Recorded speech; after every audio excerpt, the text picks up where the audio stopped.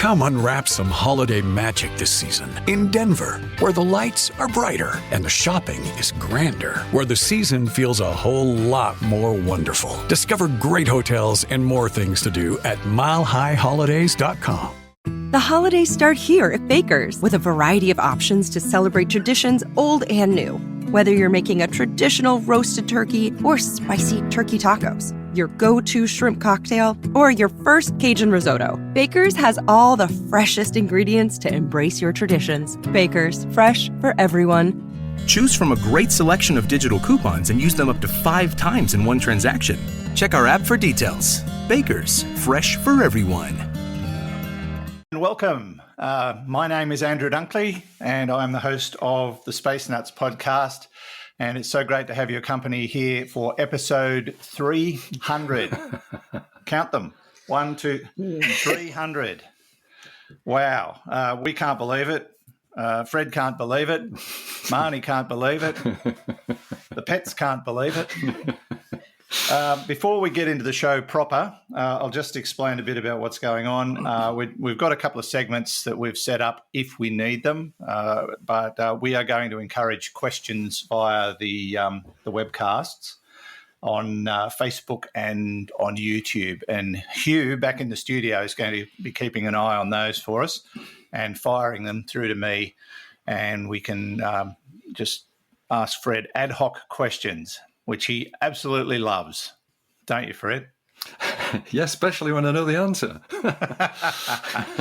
Well, we'll make it up if we don't know. Well, I always do anyway. Generally how it works, yes. And Marnie is here to do the interview proportion of the show, and that's how we're going to get started. So if everybody's ready, yes, we will hit the magic button that only works 1 in 3 occasions. 15 seconds. Guidance is internal. 10, 9. Ignition sequence start. Space Nuts. 5, 4, 3, 2. 1, 2, 3, 4, 5, 5, 4, 3, 2, 1. Space Nuts. Astronauts report it feels good.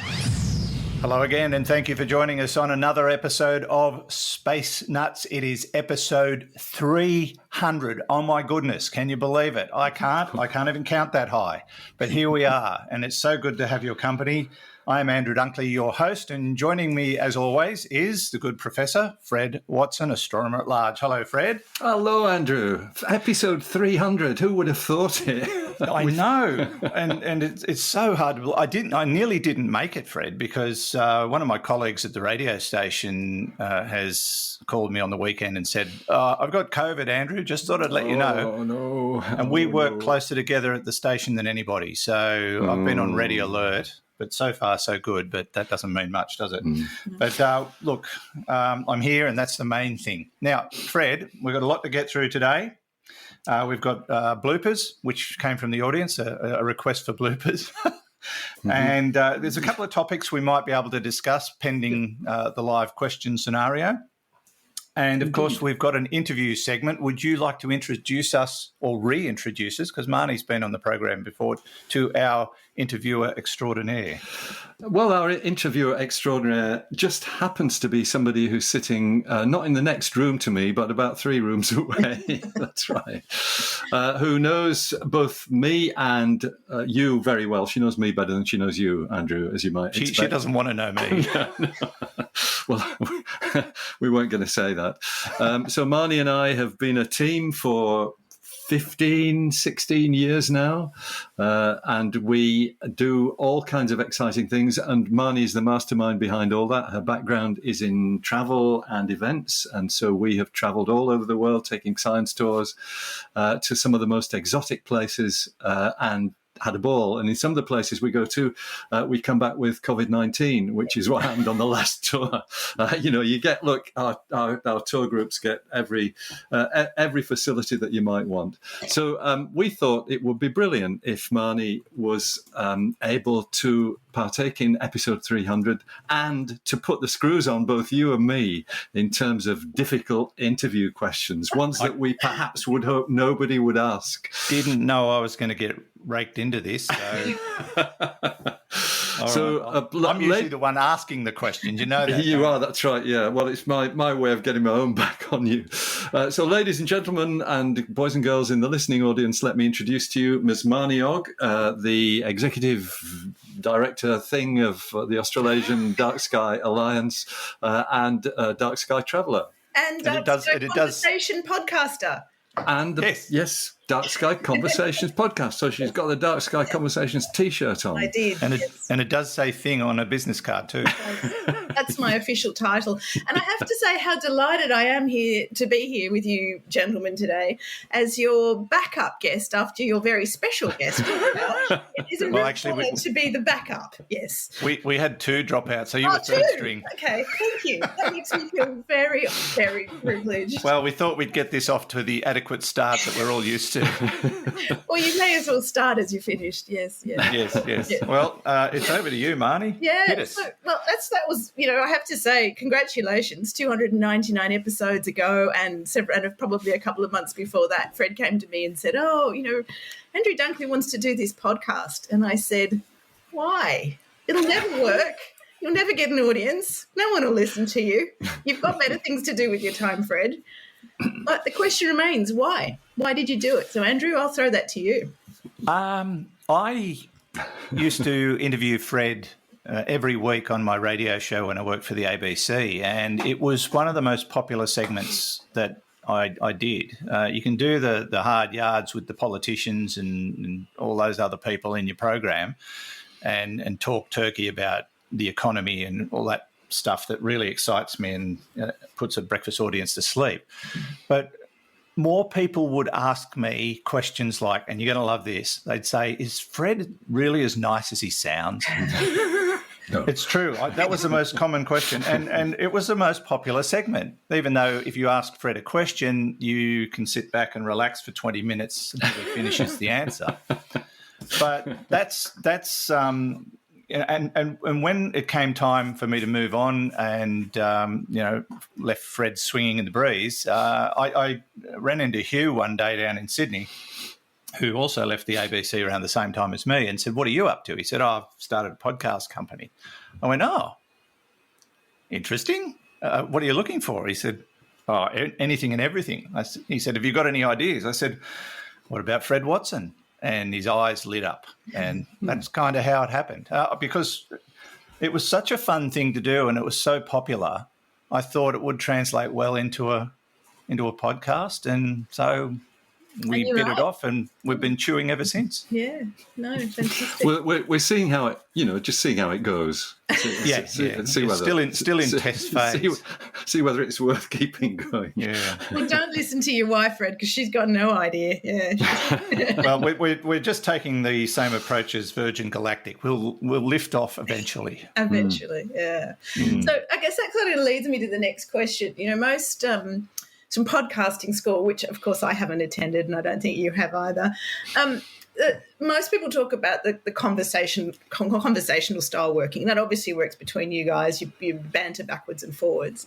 But I want to ask the question, how many times have you actually met face-to-face to do the podcasts or even in real life?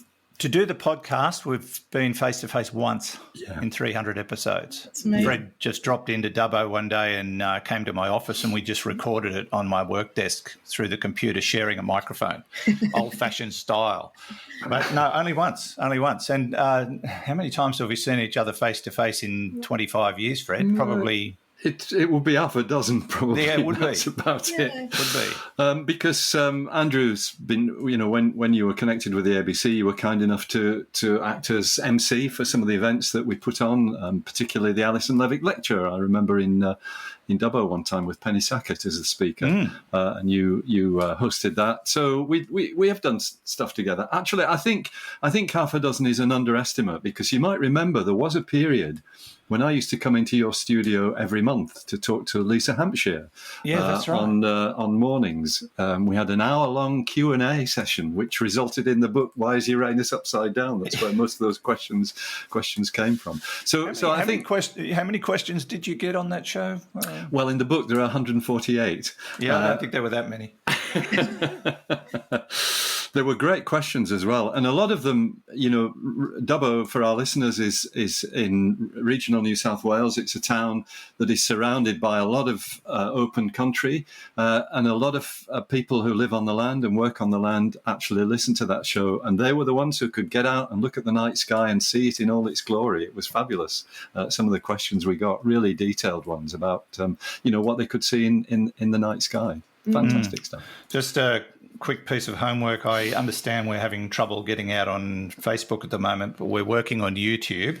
And thanks to Carrie Brown, who's put a link to YouTube on Facebook for people to switch over. So, brilliant. Yeah, apologies for that, but that's beyond our control. That's live radio is the same. Yeah. So picking up from what you just said then, Fred, you were talking about the night sky in Dubbo and Coonabarra Brown, obviously, and my podcast is Dark Sky Conversations. And I asked people, where was the darkest sky you've ever seen and what it led you to. And look, let me throw it to you both. Fred, what was the darkest sky you've ever seen and where did it lead you to? Well, you know about this one because I think I spoke to you on the phone afterwards. There was one night at Siding Spring Observatory. So Australia's National Observatory, I was astronomer in charge there for 20 years, the biggest telescope or the biggest visible light telescope in Australia, and on a very dark site. And it's a site that when the skies are clear, it's so dark, in terms of the absence of artificial light, that you can see by the stars. You can walk around easily by the stars. And in fact, we've demonstrated that the Milky Way actually casts a shadow on the ground. If you hold your hand out on a night when the Milky Way is blazing overhead at Siding Spring, you can see a shadow of your hand. But on the ground. On the ground, yeah. How they measure the Bortle scale, just to interrupt? It's one of the characteristics of the Bortle scale. That's right. A Bortle scale is a scale of indicators as to how free of light pollution your sky is. But the night I'm thinking of, I came out of the telescope dome, and we used to have, well, there it still is, but it's rebuilt now because the original one burnt down, a lodge, an astronomer's lodge where astronomers go to sleep during the day after they've worked at night. And it's a well-worn path for me. I knew I could find my way without any trouble. So off I set, and then very quickly realized that actually the sky was completely overcast and there were no stars. And I could not see a thing. I was fully dark adapted. I couldn't see anything. So I thought, well, I know it's this way somewhere. And then I fell off the mountain. I didn't hurt myself, but it was a salutary lesson. I stood up, had no idea where I was. There was just a glimmer of light coming from the doorway of the telescope because there was a safety light in there. So I made my way back towards that, went up to my office, got a flashlight and came back and did a repeat performance. That was the darkest night I ever remember. Yeah. You're very lucky if you were falling off that mountain. It's a heck of a long drop. Yeah, well, there are bits of it that aren't that far. So the bit I fell up was only a foot or something like that. But it was a stupid thing to do, to embark on a trip like that without a flashlight. So I never did it again. What about you, Andrew? I honestly could not tell you. I know that's pretty lame, but I can't recall, because I've lived in cities for a long time and surrounded by artificial light. So I think probably when I was in Boy Scouts years and years ago, we did a hike to the top of Carey's Peak in Barrington Tops. Oh, okay. And there's not a shred of light. There's no civilization up there whatsoever. It's deliverance country.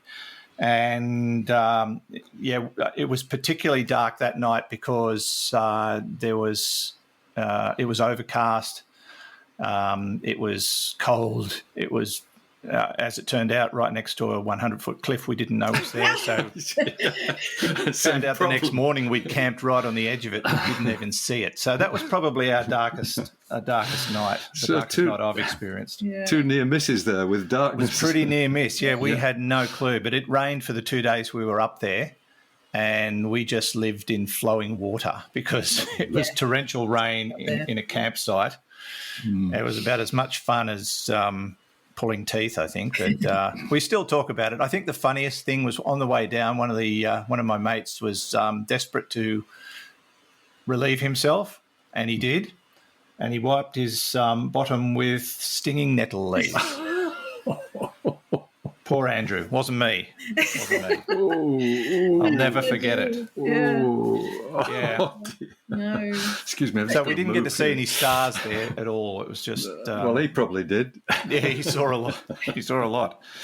But, that would be the darkest night, I think. Yeah, that's funny memory. Interesting. What about you, Marnie? Yeah.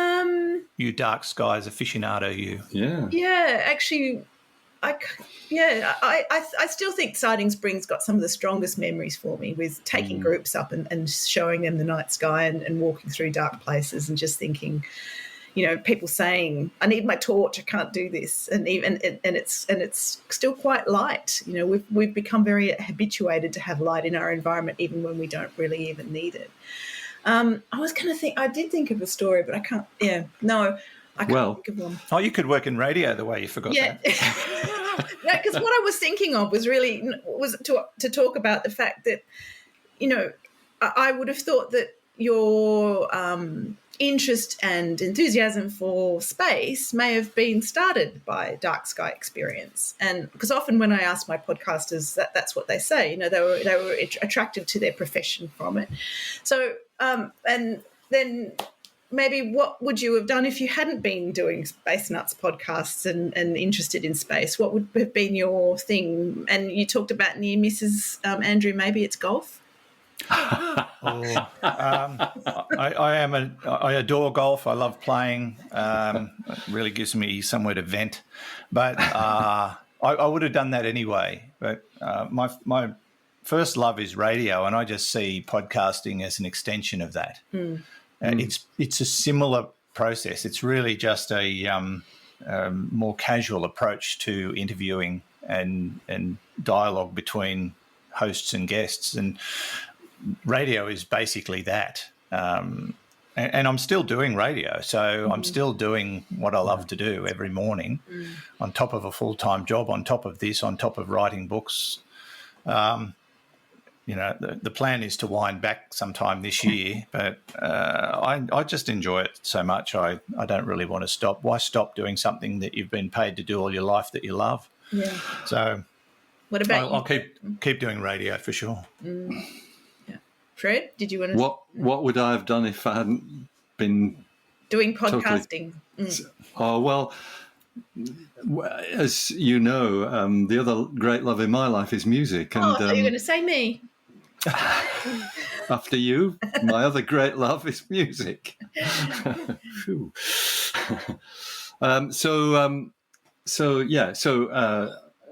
as you also know, there was a time a long, long time ago when I was well on the way to becoming an out-of-work professional musician. In fact, I was for a while I tried to fund myself through my master's degree. So that's what I would have done, I think, had I not been totally captivated by the stars and captivated by Marnie Og and dark skies and things like that. Good answer, Fred. Good answer. Yeah. So I'm going to sort of wind this up slowly, but my question is, I mean, yes, the conversational style, your enthusiasm between you both, your ability to banter backwards and forwards all makes this a success and has driven you to the 300 episodes. But there's also the audience in this. So what part have they played? Is there a particular erudite question or someone in particular, or the most far-flung listener that you've had, furthest part of the globe, from Australia? What stands out in your memory with this wonderful audience that support you and make it happen? I think it's the collective interest. They're all on the same page in terms of their interest in astronomy and space science. I love the fact that they are the people that have kept us going. If they hadn't got on board with us, this would have ended a long time ago. I also like the fact that they created their own Facebook page where they can talk to each other and share each other's astronomical photos or articles that they find interesting. The audience is also the group that came to us and said, well, look, we want to give back. We love what you do. We'd like to put some money into this, and created the option for people to become patrons. none of that was our idea. It was all audience driven. So I think that speaks for itself. Without the audience, without the people that discovered us and stuck by us, we would be nothing. So I thank them for that. And the thing that inspires me, and they are inspiring our listeners and watchers, Andrew, is the complete. There's a wide range of the level of perhaps knowledge in terms of things in space and things in astronomy, but everybody feels able to put in their questions, ranging from really quite, almost basic questions to really detailed questions about the nature of the universe and, the constituents in it. And that is a huge range of interests and perhaps abilities in terms of phrasing, picking out what questions will be of interest. But there's a common ground to all of them. All of these people just love space and astronomy, and it shows, it radiates in the questions. And in that regard, I think Andrew and I have got a bond with the listening audience. Both of them, actually, not just one member of the audience, but both of them. No, we do know that we're very, very fortunate, actually, in having the number of people who subscribe to Space Nuts. It's staggering, and a great tribute to the people out there who've got a strong interest and who think it is worthwhile sitting down, whether they're in their car on the way to work or at work or at home, sitting down and listen to us for 3/4 of an hour while we ramble on about that stuff. Yeah. There you are. Well, I have to congratulate you both. I think it's a marvellous effort. I think the audience is testimony to your ability to engage people, to pick up on each other's questions and answers and to work together. And I wish you all the best in the next 300 episodes. So. By which time I'll be 105. We'll have another cat. We'll have another cat. Oh, dear. Well, look, I hope it goes on and on and on, because it's just too much fun not to keep doing. And it is a lot of fun, that's right. Yeah, I think it's and during these last couple of years when things have been so bleak around the world, I've got messages from people saying it's just so good to get away from all that and enjoy something that I love. So I think that's really nice. Really nice. Marnie, thanks so much. Really appreciate you helping us out today for episode 300. Lovely to see you. Thank you for letting me be third best. No, you're the star. Well, I'm so used to being third best, I'd share the love. I'm going to jump off, so I wish you all the best. All right. Yeah, thanks, Marnie. See you. Thank you. And you are listening to and watching episode 300 of the Space Nuts podcast with Andrew Dunkley and Fred Watson. The holidays start here at Baker's with a variety of options to celebrate traditions old and new. Whether you're making a traditional roasted turkey or spicy turkey tacos, your go-to shrimp cocktail, or your first Cajun risotto, Baker's has all the freshest ingredients to embrace your traditions. Baker's, fresh for everyone. We've locked in low prices to help you save big store-wide. Look for the locked-in low prices tags and enjoy extra savings throughout the store. Baker's, fresh for everyone. Roger, you're loud and clear here also. Space Nuts. But you turn it on and off again and it seems to be all right. Yeah. Okay. So well, hopefully that'll be good. And my levels are all right? You sound great, yes. I know that, but my levels are all right. Oh, dear. Boom, tish. Yeah, one of the great moments, if there is such a thing on this show.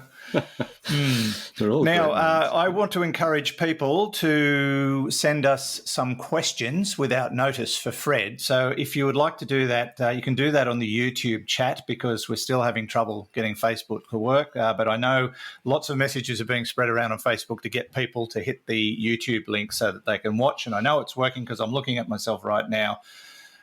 And whatever I said 5 minutes ago is now appearing. No, it's not that long. It's just a slight delay. But we're getting questions. And got one straight off here, Fred, if you want to tackle it, from Kaz. Why is the Oort cloud a sphere and not a belt? Ooh. Ooh, that's a an good one. all-round great question. It's a great question, yeah. Sorry, I've just dropped my pen. I usually make a note of these questions so that I can kind of write them down later. Let me pick Okay. the pen as he falls off his stool. Here's this live radio scenario again. I could tell you a story about a live radio situation very quickly. I had a live guest once, and she was super duper nervous. I said, "Just relax, everything's fine. I'll ask the questions, you answer them, and I'll take care of you." I always try to tell people that. Anyway, I asked the first question. She just sat there like this. And that was the whole interview. The very next day, not kidding, I had a lady in. She said, "I heard that interview yesterday. Oh, that poor woman." I said, "I know, I tried my best, but she was just too scared." And she froze. She said, "Well, I won't do that." Guess what happened? She did. Exactly the same thing. 2 days in a row. Anyway, you've got your pen now. I've done it. I've written Oort cloud down on my bit of paper. There it is. Why is the Oort cloud a sphere and not a belt? It's. I think the answer is to do with where the Oort cloud came from, and that is that it's the sort of debris on the edge of the cloud of gas and dust that collapsed to become the solar system, and. A great question that might be allied to this is the Oort cloud rotating? Because that's what makes things flat when they rotate. The gravitational interaction, with the fact that these objects are rotating, pushes them into a flat disk, a bit like the rings of Saturn, which are lots and lots of particles of debris. But the Oort cloud is so far away from the sun that whilst it is gravitationally bound to the sun, it feels the sun's gravity, and that's what stops it, fading away altogether. It's not so close that it actually gets this motion that essentially collapses it into a flat plane. I think the best way to think of it is just as a fossil remnant of the cloud of dust and gas that formed the solar system, and that's pretty easy to imagine. I mean, you might say, well, why is the sun spherical and not a disk? And that's because the gas pressure and the rotation all balance out. There's probably a similar story, but at a much lower level with the Oort cloud. It's stable as a sphere. But a great question, one I have never been asked before. There you are. You might not have been asked this one either. Thanks, Kaz. Paul says Maxi J120 plus 070 is lying on its side like Uranus. Could it have been knocked on its side before it became a black hole when it was a star, like it was hit by another star? Yeah, we talked about this object, didn't we? This is the one. I think so. Which got us into trouble with the semantics about it's a bit acute like Uranus. That was the answer in that particular case, because its angle was acute, and the angle of this black hole's axis is tilted to the plane of the accretion disk, it is still a puzzle as to why that should be. But yes, maybe there was an impact of some sort whilst before it collapsed to become a black hole. The problem is that the accretion disk actually, the accretion disk really relates to the what you might call the equator of the star that was the star before the black hole. I would imagine that. It's very hard to decouple the rotation of a black hole and make its spin axis anything other than perpendicular to the accretion disk. But this one is, and we don't know why. So I apologise for that garbled answer, but I think our listener's question is probably as good as it gets at the moment. No, that's fine. Thank you, Paul. Board Broke Build has... That's a great username. How much gravity did it take to bend light, or maybe how much gravity does it take to bend light? Not much, actually. In terms, that's the official answer. The official answer is not much. Yeah, an adequate amount. Yeah. The bottom line, the best way to put this into figures is if you think about the sun. which is a large object. Its mass is much, much, much, much greater than the mass of the Earth, and it's a star. It's a kind of fairly modest-sized star, but it is still a star. The light that just goes past the sun and doesn't quite if you think of a star behind the sun, the light of that star just passing the limb of the sun, in other words, really close up to the sun, that gets bent through an angle of 1.75 arc seconds. And an arc second is 1/3600th of a degree. It's a tiny, tiny angle. And 1 3/4 of those is the angle that light is bent by due to an object with the mass of the sun. So that's the answer to the question. It really takes a lot of mass to significantly bend the light, to significantly bend a beam of light, whether it comes from a background star or wherever.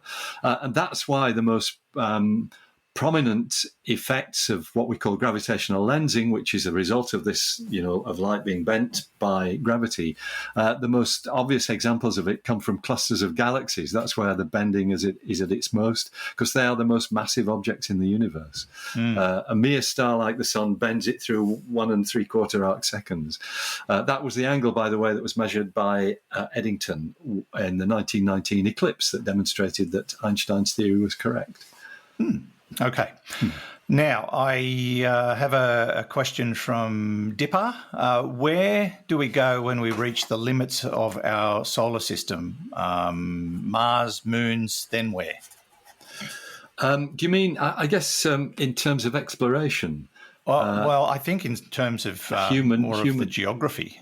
Or maybe it is human limits. It doesn't really elaborate on that. Yeah. So, because the solar system's big, it goes out to the Oort cloud, as we've already established.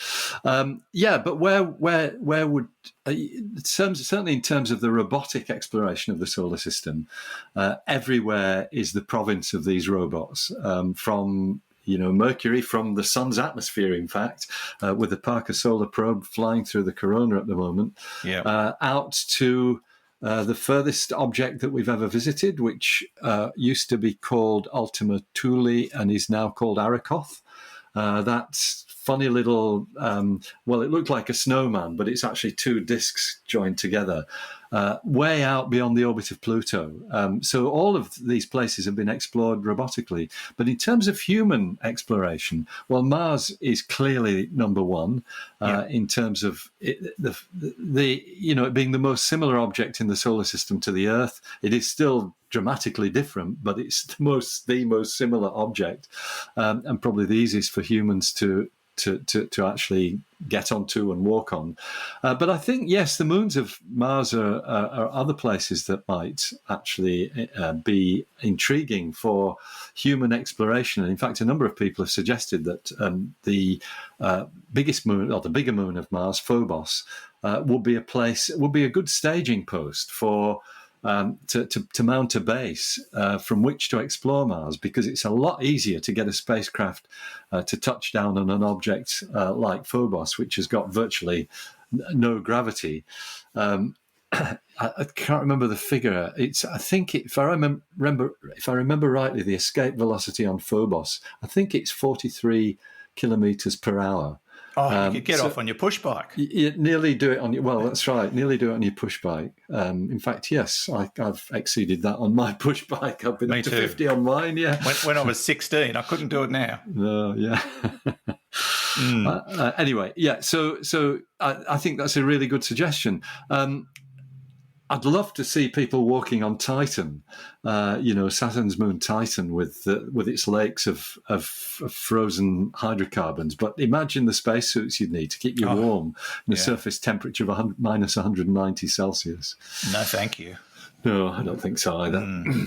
Now, David's got a very short and sweet question. Do photons actually have a colour?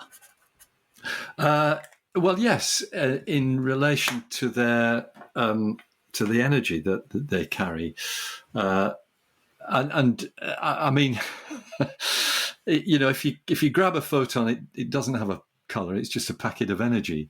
But it's the the wavelength of the light that the photon represents is what gives it its color, and I guess that's very much to do with the way we perceive color. So I think, but I think that's a lovely question. Do photons have color? Yes, in terms of how we understand them, I think they do. They might not be very vivid colors, but they nevertheless represent colors. Okay, thanks, David. Kyle says, I've heard that the edge of the solar system is about 1 light year away, while others say it's more like 2 light years, meaning the voyages are still within the system. Yep. Which is more accurate? There's no doubt that the Voyagers are still within the solar system. I think Voyager 1, if I remember, it's in the region of 20 light hours, something like that, away.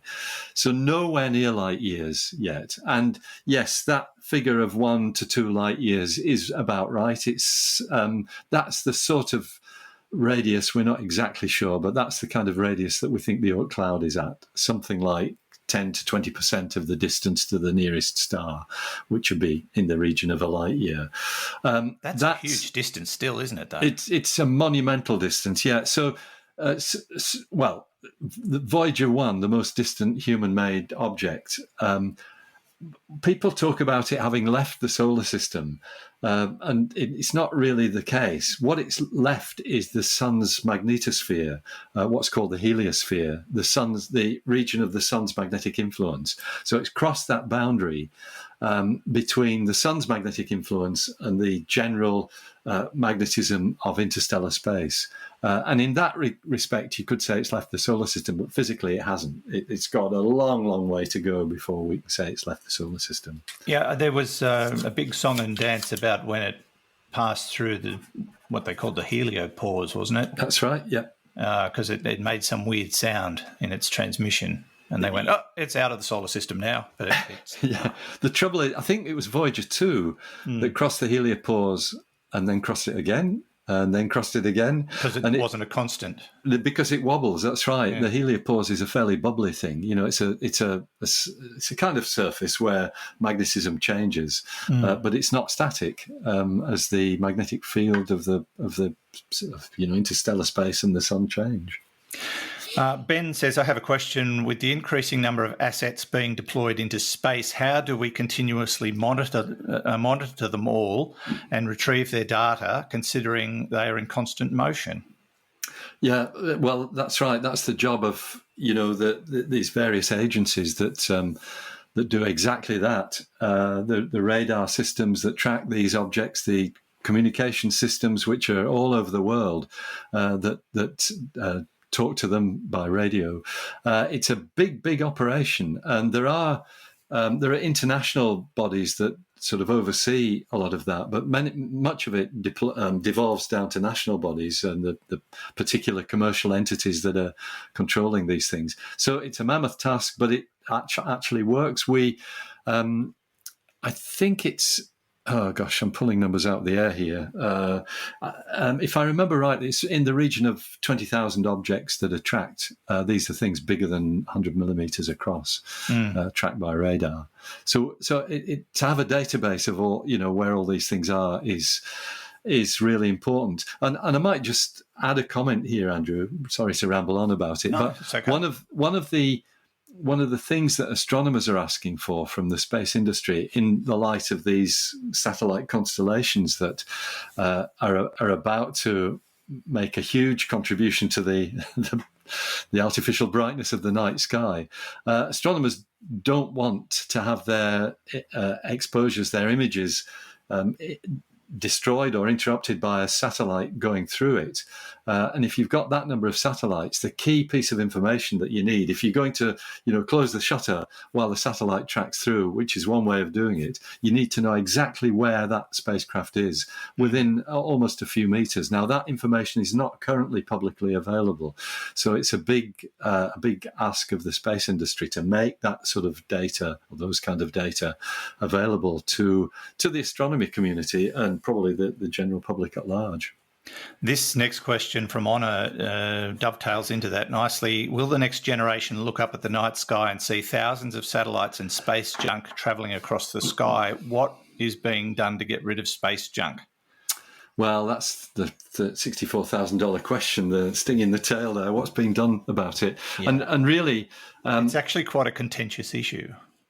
in many ways it is, because, if you think of ways to shoot down bits of space junk, that could be seen as a belligerent act, and suddenly you've got all kinds of international issues at hand. So what is being done is that if you're launching spacecraft now, you've got to have a way of bringing them down, basically. And that might mean that it's just in an orbit that will naturally decay within 4 or 5 years, which is what Starlink is doing. The SpaceX satellite constellation, Starlink satellites, I think, have a relatively short lifespan. So their orbits will decay. They'll drop into the upper atmosphere. They'll burn up harmlessly, and that's the end of that.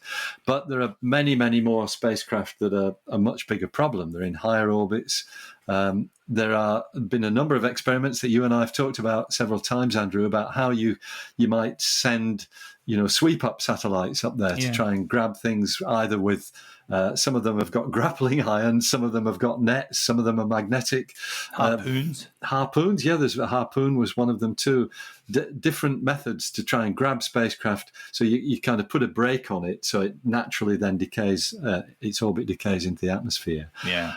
But the first part of the question is a really interesting one, because that's really what faces astronomers in the next 10 years. We expect there could be as many as 100,000 satellites in orbit around the Earth by the end of the decade. Now, both OneWeb and SpaceX, with their Starlink satellites, both of those have taken steps to basically put them below naked eye visibility. So when they're in their normal operational orbits, you won't see them. SpaceX, because they're fitted with these visors, the visor sats that shade the sun. OneWeb, because they are actually at, I think it's 1,200 kilometers, their orbital height, which makes them faint. But there will be satellites which are transiting between their operational orbits and their launch orbits or re-entry. And there could be several thousand of those which will be visible to the naked eye at any one time. So it's inevitable that we're going to see more satellites with the unaided eye. Now, astronomers see them all the time. That's the big issue for astronomers to face. The good news is that I think the space industry and the astronomical community are talking. On the 1st of April, there was a new International Astronomical Union Centre to deal with this that was formed, which we watch with great interest as to how they proceed. All right. I think we'll take a breath.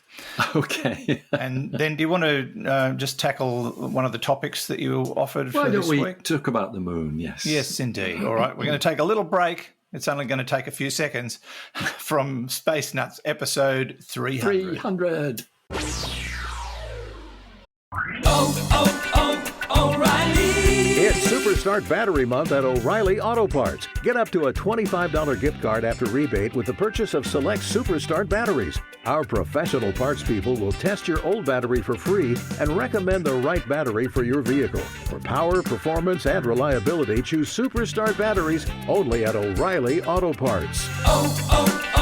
O'Reilly Auto Parts. 0G, and I feel fine. Space Nuts. All right, I'm just doing a test to see if this is recording. Testing 1, 2, 3, and I can see a waveform. What about you, Fred? Well, I have my own waveform. I carry it with me everywhere I go. It's certainly not on your head. Thank you and good night. Oh dear. What a crack. If it's not your age that I'm having a crack at, it's your hairline.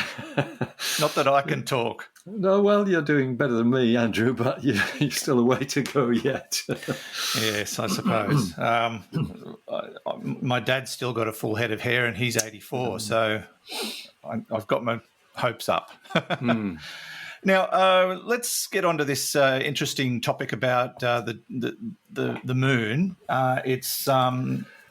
We're going to talk about the differences between the moon's near and far sides. Has something come up in the news of late that's reinvestigating this? Yeah, it there has. And, of course, this has the effect of giving the lie to what I said in Space Warp. As soon as you write a book on science, it's out of date because so much is happening. I think, if I remember rightly, there's either a section or a breakout box about why the moon's near side and far side are so different. So the near side is the side that we're familiar with. We see all the grey areas, the Maria. These are basalt plains, which resulted from volcanism probably about 3.8 billion years ago. But when you look at the far side, as was first done in 1959 by, I think it was Luna 2, the Soviet spacecraft that actually went around the backside of the moon and sent back pictures. It's nothing like that. It's a much more rugged terrain, lots of mountains, lots of craters, but very little in the way of these grey lava plains that we see so well on the near side. And so the theory that had kind of evolved over the last 5-6 years or so, and what I wrote about in Space Warp, is that the what's called the tidal locking of the moon. This is the process that makes it face the Earth continuously. That happened very, very early on in the history of the Earth-Moon system. When the two were probably only 100 million years old, and so what you've got is the lava world, which was what the Earth was like then. It was basically molten rock, very hot. And here's the moon very close to it, because it was much closer than it is now, facing this side. And that heats up the near side to high temperatures.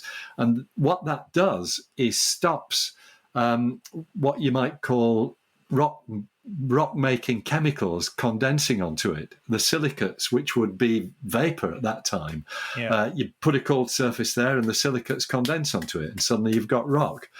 So the suggestion was that the far side is much colder, so the silicates condensed onto that, and you've got a much bigger build-up of the rocky surface. So the moon's crust, that's the bottom line, is actually that the moon's crust is thicker on the far side than it is on the near side.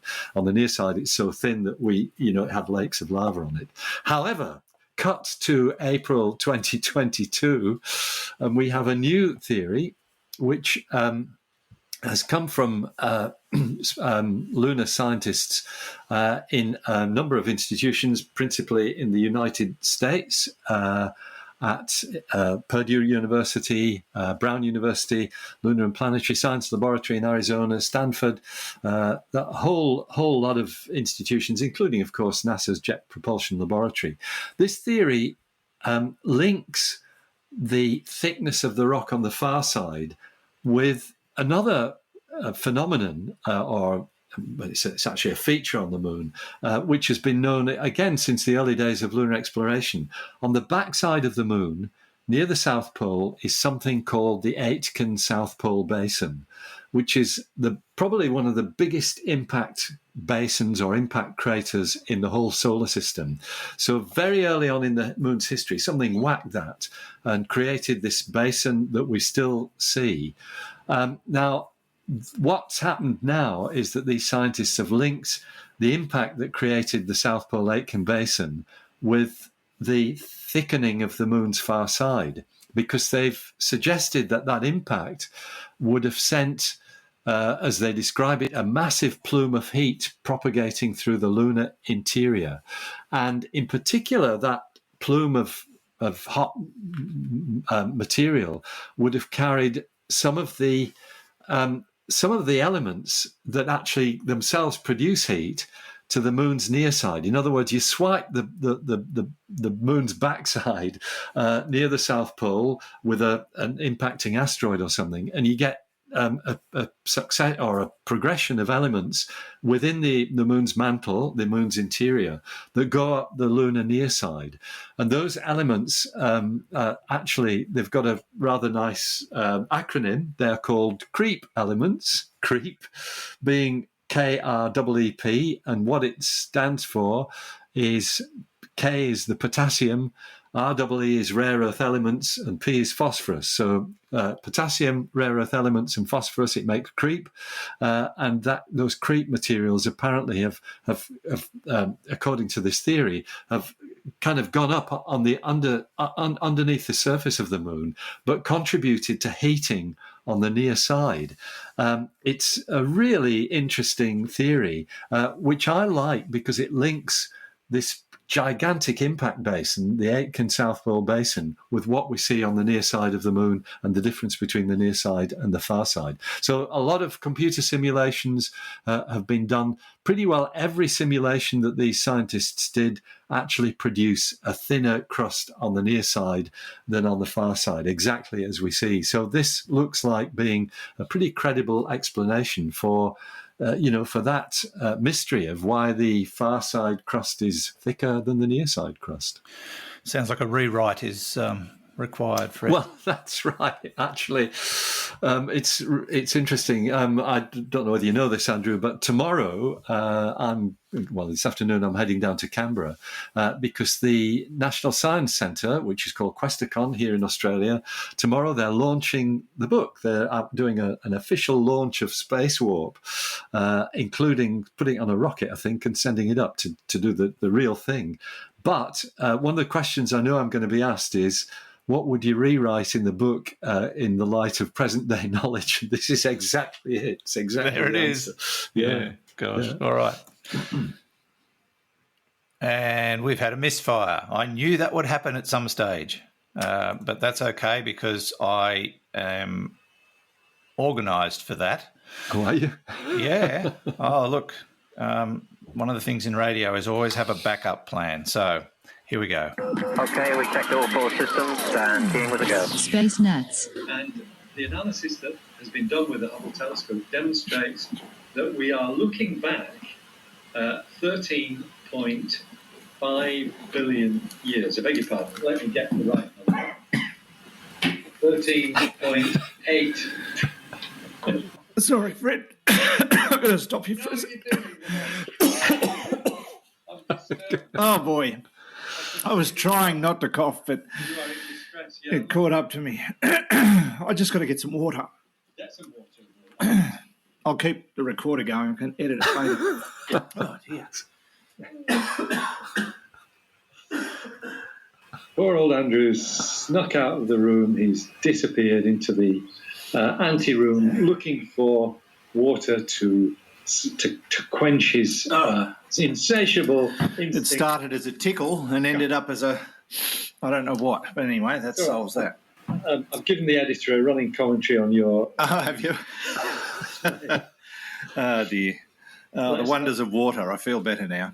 Yeah. So I was distracted by your obvious distress and actually got the wrong number there. So I'm going to repeat what I said. Okay. Are we okay just to pick it up? Yep, go for it. One of our rare moments where everything fell over. And they're not so rare, as it turns out. Yeah. No. That was a classic. I have no recollection of that at all, Andrew. You wow. Struggle for life there. I must have hacked it out at one point and just put it away because I found it quite by accident the other day when I was looking for things to add to the program. To the blooper list, yeah. Yeah. Now, we're fast sort of eating time. Do you want to do a couple of more questions before? Oh, that would be lovely. Yes, please. Chapo is wondering, what's your best pick for telescopes to get started with this year, and any major astronomical events we should put in our calendar for this year? I can tell you I've had a look at the calendar for this year. It's a pretty ordinary year. It is, yeah. There is a lunar eclipse, I think, in November. Yeah, that's about it. Visible from our part of the world. Of course, next year we've got a solar eclipse on if I remember rightly, the 20th of April, I think it is, it crosses land over a very, very short neck of land in Western Australia, at Exmouth there. And I think it's already kind of fully booked out for accommodation and things of that sort. But that's the next big thing. It will be visible as a partial eclipse, of course, throughout much of Australia, but not here in the east, I don't think, if I remember rightly. So for telescopes, you're kind of spoiled for choice these days, and a lot depends on how much you've got to spend and what you want to do with it. If you are serious about trying to get some deep sky viewing, yeah, well, there you are. There's yeah, she's a ripper. I really like that telescope, Andrew. I think it's a cracking good value. I can't remember what you paid for it, but it was something pretty reasonable. And it is effectively, it's a 3-inch refractor, isn't it? I can't remember, what's the diameter of the 90 millimetres. 90 millimetres, there you are. It's 3.5 inches, Yeah. which is a great size for a lens telescope, a refracting telescope. Do you mind telling us what you paid for it? It was just under $400, I think. $400, yeah, that's right. Maybe just slightly over. It wasn't expensive at all. They're and very Australian impressed. dollars. So, and I've bought an attachment for it so that I can put my SLR camera right into the tube and take photos directly through the telescope. It's fantastic. Yeah. And I've got to thank Sandy in Melbourne for all his help in getting me geared up, because I didn't know a thing about it. He's been very really good. So that's a telescope that uses a lens to form the image, which is just a personal preference. I really like lens telescopes or refracting telescopes. But you can also get really pretty good value mirror telescopes. And probably for the money you paid for that refractor of yours, you'd get a bigger, maybe an 8-inch. So, what's that? 200 millimeters, an 8-inch Dobsonian. And a Dobsonian is a very rudimentary reflecting telescope that's on a mounting that in the early days was just made out of an old wooden box with bearings in it. Now they're a bit more sophisticated than that. But they are really good for general stargazing. What they're not so good for is photography, because you can't actually track on the deep sky objects. You could certainly photograph the moon and planets with it simply by putting your phone up to the eyepiece, because there's enough light comes down, because they tend to be bigger in size. So in many ways, it's just whatever your own preference is for the kind of stuff you want to do. For general sightseeing, a Dobsonian's really good, shows up the planets well. You get some nice views of nebulae, especially if you're in a dark sky place. They're reasonably portable. You can hoy it in the back of the car if you want to take it somewhere where the skies are dark, and very easy to set up for a bit of informal stargazing. But as I said, for if you want to do advanced astrophotography, then they don't have the right kind of mechanical structure to let you do that. But yeah, go for it. That's the main thing. The worst kind of telescope is the one that stays permanently locked up in a cupboard and is never used. That's the worst. That's it. Kind. Exactly right. I haven't had many opportunities lately because of the weather, but that's improving as I speak. So now I'll throw in one more quick question, and then we'll have to do the competition and wrap it all up. Okay. George, I assume it's pronounced George or Jorg. Why can we not see the bright centre of our galaxy? Shouldn't it be too intensely bright, or so intensely bright, being so relatively close to us in comparison to other galaxies of a much larger distance? Fabulous question, and it actually comes down to the bane of optical or visible light astronomers, and that is dust in the plane of the galaxy. The galaxy is very, very dusty, and in particular, the dust blocks off our view of the galactic centre. When I was doing research on a particular class of variable stars that cluster around the galactic centre back in the 1970s, I was cursing this dust because it stops us seeing towards the galactic centre.